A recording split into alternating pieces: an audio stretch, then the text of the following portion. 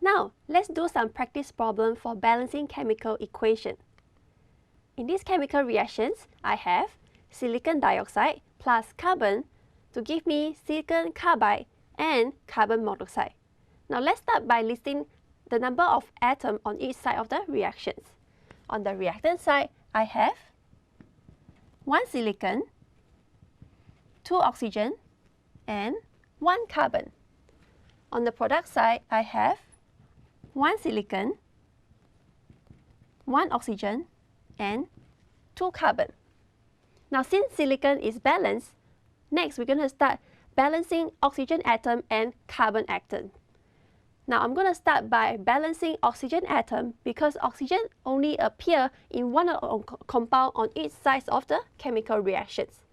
In this case, I'm going to put a coefficient of 2 in front of CO. That means I will have a total of 2 oxygen.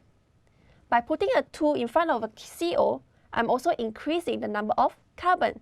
In this case, I have 2 carbon and 1 carbon here. That means in total, I will have 3 carbon atoms. So now next is to balance carbon atoms. In this case, in order to balance carbon, I will have to put a coefficient of 3 in front of carbon. And in that case, I will have 3 carbon atoms on the reactant side, and which means my chemical reactions is balanced. Now let's try another question. In this question, I'm going to show you how you can use a fractional number as a coefficient.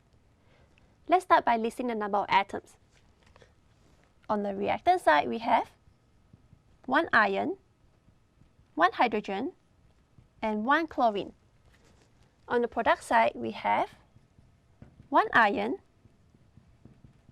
2 hydrogen, and 3 chlorine atoms. Now, since iron is balanced, the next step is to balance hydrogen and chlorine atoms.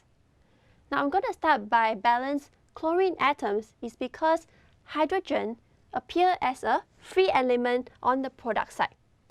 So in that case, to balance chlorine, I'm going to put a coefficient of 3 for HCl. That means I'm going to have 3 chlorines and 3 hydrogen atoms on the reactant side. So now I can then balance hydrogen. In order to balance hydrogen, I can put a fraction of 3/2 in front of H2, and that's going to give me a total of 3 hydrogen atoms.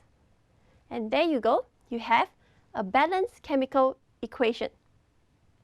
Now, if you don't prefer to have a fractional number in your equation, you can multiply the entire equations by 2. That case, you're going to have 2 ions,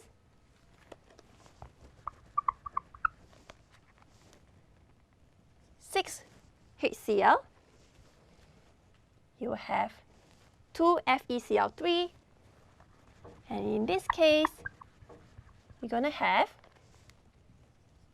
3 H2.